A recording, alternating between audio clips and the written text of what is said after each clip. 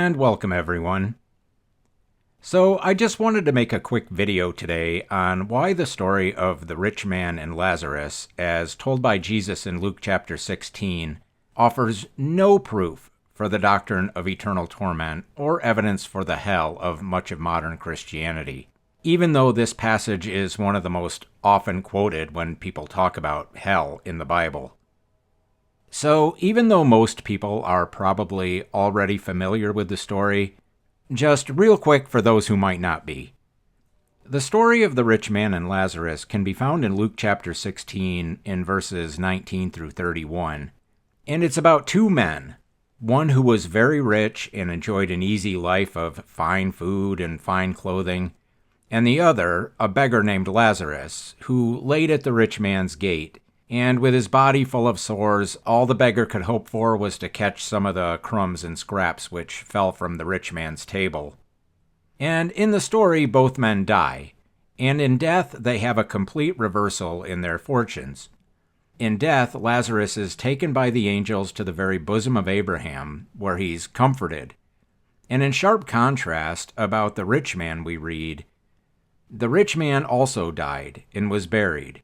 And in hell he lift up his eyes, being in torments, and seeth Abraham afar off, and Lazarus in his bosom.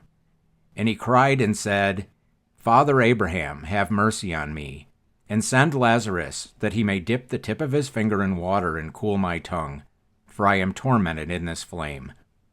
And the rich man is told that there will be no comfort for his torment, because there's been such a great gulf fixed between him and Lazarus that crossing over from one side to the other would be impossible. And his request that Lazarus should bring him a single drop of water, or that Lazarus should be sent to warn his 5 brothers so that they could avoid the same fate and not end up in the same torment, that request is also denied. Okay. So it should be obvious why this passage is so often quoted as a proof text for eternal torment. After all, it says right there in verses 22 through 23 that the rich man died, and in hell he lift up his eyes, being in torment. So what's the issue? How can I say that in reality this passage offers absolutely no proof for the doctrine of eternal torment? Well, it's not because this passage is simply a parable. And yes, it is a parable, in spite of the insistence from the proponents of eternal torment that it's not. Leading up to this story in Luke 15 and the first part of chapter 16, we have the following: the parable of the wedding feast, the parable of the great banquet, the parable of the lost sheep, the parable of the lost coin, the parable of the prodigal son, and the parable of the dishonest manager. But then, when we come to the rich man and Lazarus, we're suddenly told to ignore all that context and insist that this story isn't a parable. That Jesus here suddenly shifted to telling a real historical narrative about two real people. And usually the only, quote, proof offered for why this story can't be a parable is something like, well, Jesus never used proper names in parables, and here he used the proper name Lazarus, so therefore this can't be a parable. Well, I'll just point out that that's really nothing more than question begging.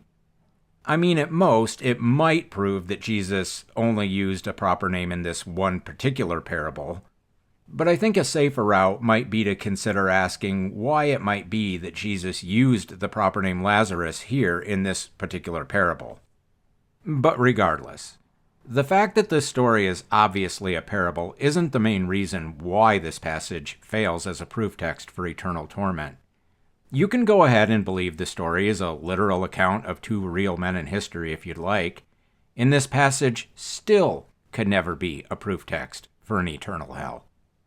Or I could also point out that the story appears to offer a lesson about salvation and about what it is that sends a person to hell that most Christians would never agree with. After all, from the story, the only reason why the rich man ended up in hell, and the only reason why Lazarus wound up being comforted at Abraham's bosom, is because the one was rich in this life and the other was poor.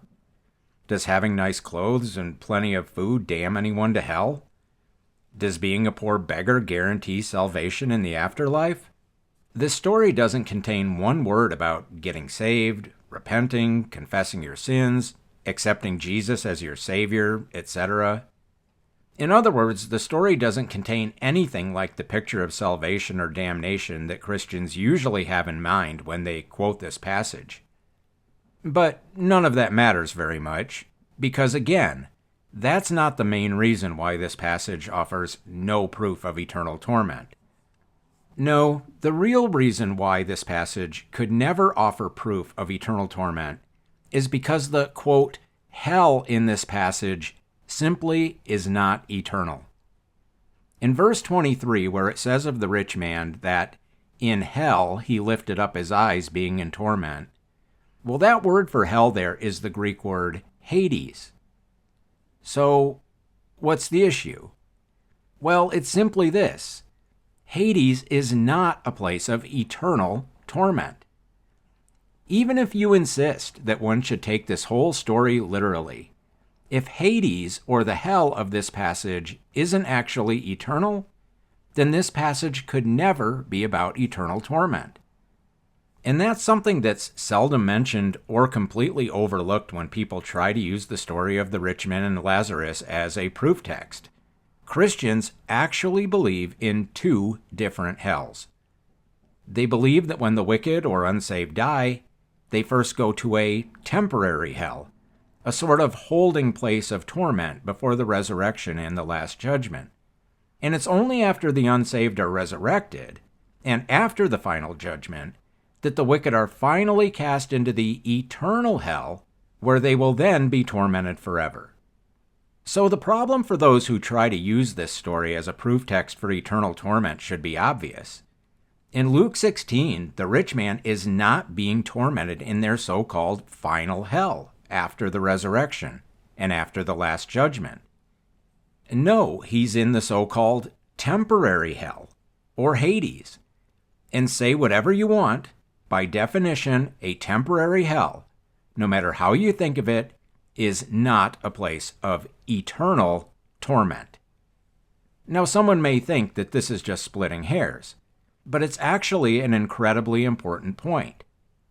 The story of the rich man and Lazarus can never offer any proof for hell and for eternal torment if the place of torment being described in the passage is not eternal. And in that way, it doesn't matter how one defines what that Greek word Hades means, or what they might imagine Hades to be. It doesn't even matter if someone chooses to ignore that the entire story is obviously a parable. If Hades is not the place of eternal torment, then the passage can never be used as a proof text for eternal torment.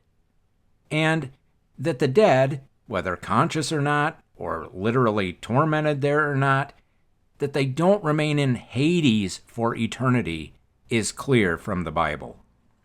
For example, we read in Revelation 20, verses 12 through 13, quote, "And I saw the dead, small and great, stand before God, and the books were opened.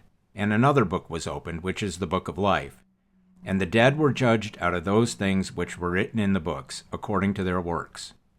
And the sea gave up the dead which were in it, and death and Hades delivered up the dead which were in them, and they were judged every man according to their works." So, clearly, Hades must be emptied of its occupants prior to that final judgment.